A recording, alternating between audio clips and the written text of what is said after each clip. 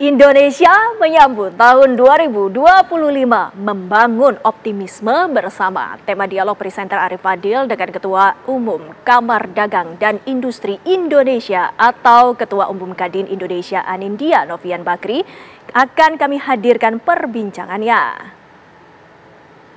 Pemirsa, Indonesia menyambut tahun 2025 tentu juga tidak lepas dari catatan-catatan yang sudah ditorehkan, tapi juga tidak menafikan segala tantangan sekaligus juga harapan yang nanti akan kita lakukan di tahun depan, tahun 2025. Bersama Ketua Umum Kadin Indonesia, Bapak Anindya Novian Bakri. Pak Anin, apa mungkin yang bisa disampaikan dari Kadin menjawab tantangan, menjawab juga harapan ini, Pak?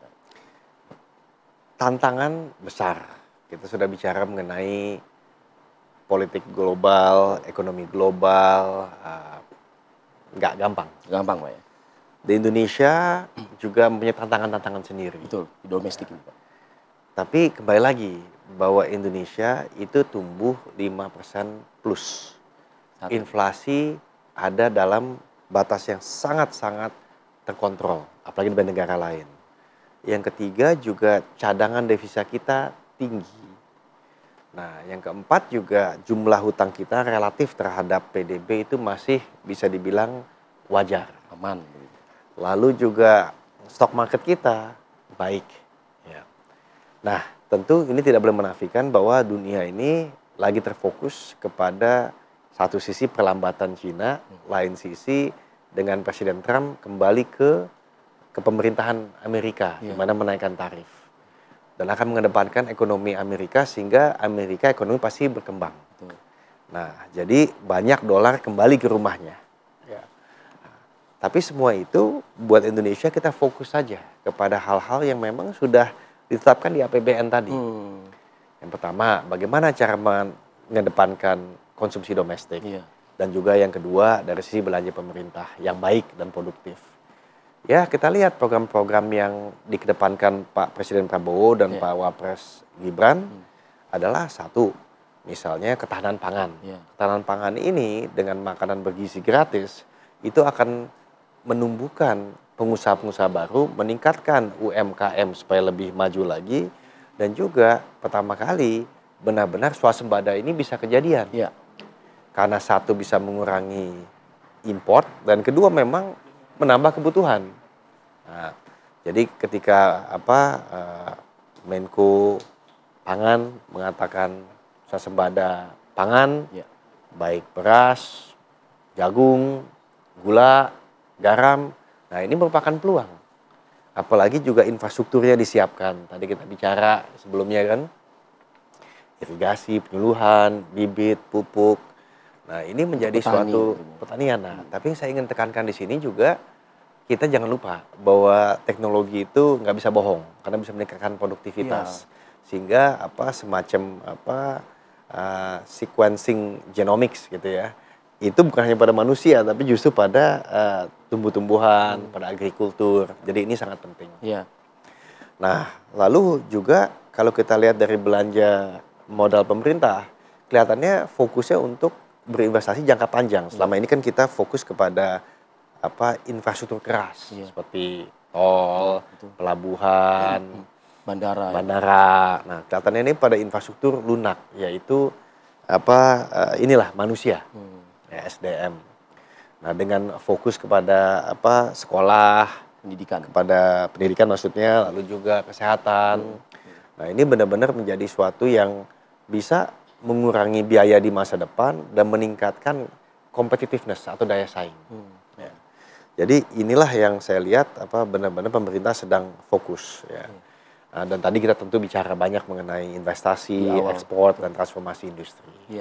Artinya para pengusaha semangat Pak ya, optimis sekali gitu. Yakin lah bisa dikatakan untuk tahun 2025. Jadi ada tuh bahasa Inggrisnya cautiously optimistic. Jadi optimis tapi hati-hati. Optimis tapi hati-hati. Menarik. Kalau bicara tahun 2025 tentu kan adalah konsolidasi dan juga kerjasama yang semakin harus ditegakkan atau mungkin dirapatkan seperti itu. Nah, bicara soal Kadin Pak, terutama pusat dengan daerah, bagaimana Pak Anin akan melakukan terobosan-terobosan kah atau seperti apa? Ya, kalau Kadin itu memang pemegang sahamnya adalah Kadin Provinsi. Provinsi. Bersama juga namanya anggota luar biasa yang sebenarnya asosiasi dan himpunan. Ya. Jadi apapun yang lakukan Kadin, ya seperti manajemen suatu perusahaan, tujuannya supaya ada dividen untuk pemegang sahamnya. Iya. Yaitu tadi kembali Kadin di provinsi yang ada kabupaten kotanya juga kan di Tingkat bawahnya. dua ya, Pak, ya? Tingkat 2, dan yang kedua adalah asosiasi dan himpunan. Iya. Nah, jadi setiap kali kita melakukan Rapimnas dari waktu ke waktu, ialah bagaimana memastikan program-program ini ada manfaatnya buat mereka. Buat mereka. Nah, dan bukan itu saja.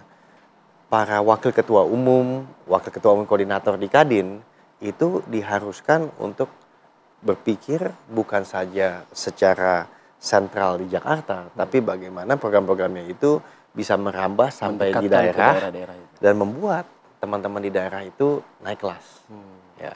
Dan ingat, kalau kita bicara daerah Indonesia, Jakarta pun daerah karena bukan ibu kota lagi. Nah, tapi yang kedua juga kita lihat bahwa asosiasi dan himpunan itu mereka berkumpul untuk memastikan bahwa kebijakan pemerintah itu tepat sasaran di asosiasi atau himpunannya masing-masing. Nah, Kadin sebagai wadah dunia usaha disinilah dibutuhkan untuk memastikan bahwa bisa menjadi suatu penyambung lidah daripada teman-teman di sana kepada pemerintah dan sebaliknya. Karena memang komunikasi ini bisa saja langsung dilakukan oleh pemerintah, tapi tentunya jumlah asosiasi kan kita bicara ratusan. Iya, banyak. Di atas 300-an. Nah, jumlah dari kabupaten memang 38, tapi kan ada kabupaten kotanya, belum lagi nanti di bawahnya masih banyak seluruh pengusaha-pengusaha yang ada. Nah, jadi kita disitulah bisa berkolaborasi. Berkolaborasi. Pak Anin, kalau bicara soal motivasi, Pak, apa Pak motivasi Pak Anin sebagai Ketua Umum Kadin Indonesia ini? Ya, motivasinya ingin bagaimana bukan saja kita tumbuh, bukan hanya kita naik kelas, tapi bagaimana kita bisa tumbuh dan naik kelas bareng. Ya. Dan ini sangat sederhana bicaranya, tapi melaksanakannya sangat susah. Dan saya lihat di dalam pemerintahan Pak Prabowo dan pemerintahan Pak Wakil Presiden Gibran, kok kelihatannya ingin sekali bagaimana masyarakat luas bisa menikmati pertumbuhan, sehingga sampaikanlah dengan jelas untuk kemiskinan dibasmi, terutama yang ekstrim, juga kelaparan. Nah, ini bisa membuat daya beli ini meningkat, investasi di sumber daya manusia masa depan, dan UMKM kita ini bisa tumbuh tadi seperti makanan gratis, bergizi, lalu swasembada pangan dan lain-lain. Nah, jadi Kadin itu tugasnya yaitu menjadi mitra strategis pemerintah dalam mensejahterakan masyarakat melalui anggota-anggota yang bernaung di bawah Kadin, yaitu para pengusaha. Dan jangan lupa pengusaha yang paling banyak adalah UMKM.